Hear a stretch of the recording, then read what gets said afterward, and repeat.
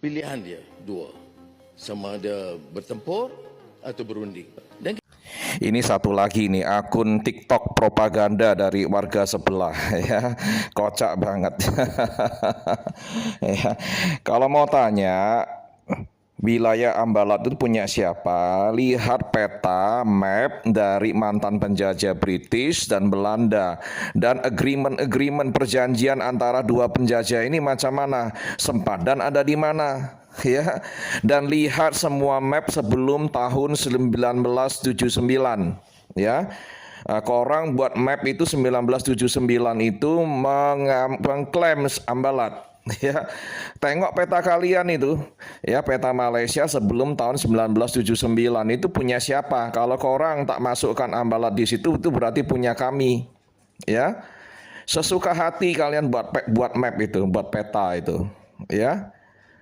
Jangan mencabar Indonesia. Indonesia pun tak mau kompromi, oke? Karena kalau itu wilayah kami ya wilayah kami. Seenak-enaknya kalian merampas wilayah kami. Ya, ini komentarnya. Malaysia is really small, but the quality in the war has been proven. Kapan kamu perangnya? Nggak pernah kamu perang. Ya, waktu Bung Karno menyerbu negara kamu, mau ganyang negara kamu, mau mengusir. Bukan dia mau mengusir kamu, bukan mencelakai kamu, bukan dia mau usir Mat Saleh British itu. Ya,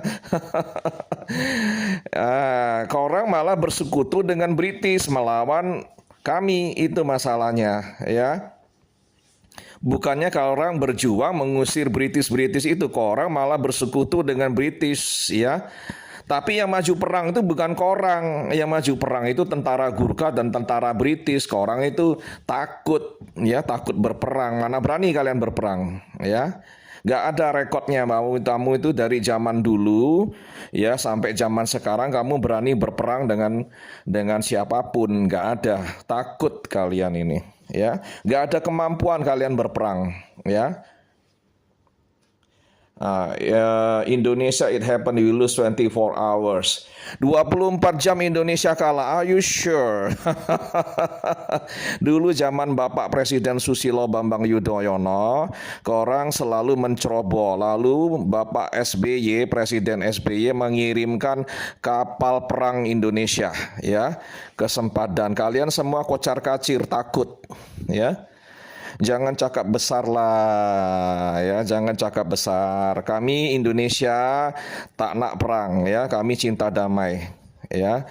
Kalau korang masih tak terima, boleh sepakat naik Mahkamah Internasional, ya. Boleh pilih ICJ di Den Haag Belanda atau boleh pilih arbitrase internasional di Hong Kong, ya, buatan Tiongkok. Itu ada mahkamah baru internasional di Hong Kong. Boleh naik mahkamah itu, ya. Sombongnya setengah mati. Aduh, macam korang ini pernah berperang, ya. Ini peta Sebatik, Pulau Sebatik menurut Google Map. Garis sempadan lurus, ya, lurus, ya. Kalau menurut perjanjian antara penjajah Belanda dan British itu garis sempadan laut macam mana, ditarik garis lurus itu ke arah laut. Ya, bukan map sesuka hati macam ini, masuk ke kebunnya orang, masuk ke lautnya orang, ya. Harusnya lurus malah turun ke bawah. Ini kan kurang ajar ini map semacam ini. Tiongkok buat map macam ini di Laut Cina Selatan, ya. Nine Dash Line, dia membentuk seperti kantong, ya. Membentuk seperti mengantong, ya, menjorok ke bawah. Dan itu memakan wilayah laut Sarawak dan Sabah dan Filipina juga dan Vietnam. Banyak negara yang dirugikan dengan map macam ini, ya. Nah, korang protes. Tapi korang tak berani berperang dengan Tiongkok. Tapi korang marah-marah, protes. Ini kurang ajar ini mapnya, ya. Macam mana korang boleh buat map macam itu juga. Nah, tengok map kalian macam ini, ya. Mana boleh buat map semacam ini, ya. Kalau Tiongkok buat map macam ini dan makan laut kamu marah-marah, ya. Tapi korang sendiri makan laut kami, ya. Macam ini buat map sesuka hati, ya. Lawak kalian ini. Tengok baik-baik, ini kapal selam kami ya. Ini sudah direfurbish, ditambah baik, di-upgrade oleh PT PEL ya. Galangan kapal buatan Indonesia, di-upgrade. Ini kapal perang kami yang baru ya, buatan sendiri. Dan kita juga membeli kapal perang asing ya, di-upgrade lagi. Kami juga banyak membeli pesawat-pesawat pejuang, pesawat tempur baru ya. Jangan main-main dengan Indonesia, drone-drone juga banyak.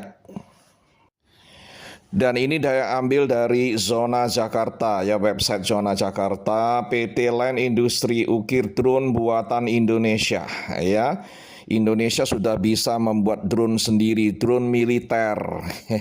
Jangan macam-macam, jangan mencabar Indonesia. Oke, saya harap juga Bapak Presiden Prabowo Subianto boleh bersikap bijak untuk tidak berkompromi soal Ambalat.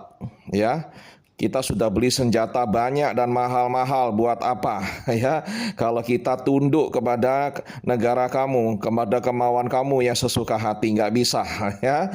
Dan ini akan berpengaruh kepada elektabilitas beliau di periode kedua tahun 2029 ya.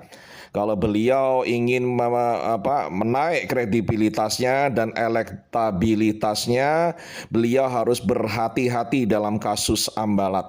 Ya, jangan kecewakan banyak rakyat Indonesia ya. Karena apa, lawan-lawan politiknya bisa menggunakan isu Ambalat ini ya untuk mempertanyakan di mana komitmen beliau untuk menjaga kedaulatan negara kesatuan Republik Indonesia ya. Dan orang-orang Malaysia harus tahu diri dan sadar diri ya. Orang Indonesia tuh sabar, Presiden Prabowo tuh baik hati, hatinya emas ya.